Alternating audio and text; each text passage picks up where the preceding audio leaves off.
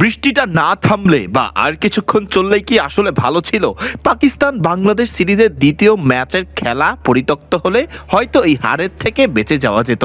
বল হাতে বোলারদের খরুচে বোলিং করা, ব্যাট হাতে তামিম সাইফ শান্তদের ব্যর্থতা, সব মিলিয়ে মনে হচ্ছিল এ যেন প্রথম ম্যাচের চেয়ে একদম ভিন্ন বাংলাদেশ দল মাঠে নেমেছে। আলোচনায় রয়েছে মিরাজের করা সেই সালমান আলী আঘার রান আউটটিও। তবুও এখনও যে সিরিজ জয়ের সুযোগ রয়েছে বাংলাদেশের হাতে।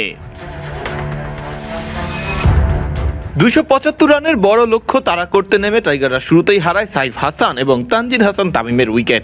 এরপর দ্রুতই রানের খাতা খোলার আগেই সাজঘরে ফেরেন নাজমুল হোসেন শান্ত নিজেও। ফলে 15 রানের মধ্যেই নিজেদের 3 ব্যাটারকে হারিয়ে ফেলে বাংলাদেশের টাইগাররা। খেলা বন্ধ হবার আগ পর্যন্ত পাকিস্তানের হয়ে শাহিন শাহ আফ্রিদি নেন জোড়া উইকেট এবং একটি উইকেট পান মোহাম্মদ ওয়াসিম জুনিয়র। বৃষ্টির বাধায় খেলা বন্ধ থাকার পর ওভার এবং টার্গেট কমে 50 ওভারের ম্যাচ হয়ে যায় 32 ওভারের ম্যাচ। 275-এর লক্ষ্য টাইগারদের জন্য হয়ে যায় 243 রানের। ক্রিজে থাকা দুই ব্যাটার লিটন দাস এবং তাওহিদ হৃদয় জুটি বাঁধেন জয়ের উদ্দেশ্যেই। তবে ভালোভাবে জুটি বাঁধা এই জুটি ভাঙে 33 বলে 41 রানে থাকা লিটন দাস সাজঘরে ফিরে গেলে। ফলে তখনই চাপে পড়ে যায় বাংলাদেশ। এরপর সুবিধা করতে পারেননি আফিফ হোসেন ধ্রুব এবং অধিনায়ক মেহেদী হাসান মিরাজ নিজেও। আফিফ ফেরেন ব্যক্তিগত 14 এবং মিরাজ ফিরেন ব্যক্তিগত 1 রানে। দলীয় 100 রানের আগেই নিজেদের 6 ব্যাটারকে হারিয়ে ম্যাচ থেকে ছিটকে যায় টাইগাররা। ফলে হার নিয়েই শেষ পর্যন্ত মাঠ ছাড়তে হয় বাংলাদেশকে। এর আগে টসে জিতে আগে ফিল্ডিং করার সিদ্ধান্ত নেন টাইগার অধিনায়ক মেহেদী হাসান মিরাজ। প্রথমে ব্যাট করতে নেমে ব্যাট হাতে মারমুখী ব্যাটিংটাই করেন পাকিস্তান ওপেনার মাদ সাদাকাত এবং সাহিবজাদা ফারহান মিলে করেন 103 রানের উদ্বোধনী জুটি।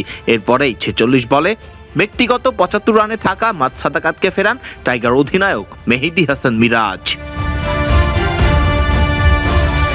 এরপর সুবিধা করতে পারেননি সাহিবজাদা ফারহান এবং শামিল হোসেনের মতো পাকিস্তানি ব্যাটাররা।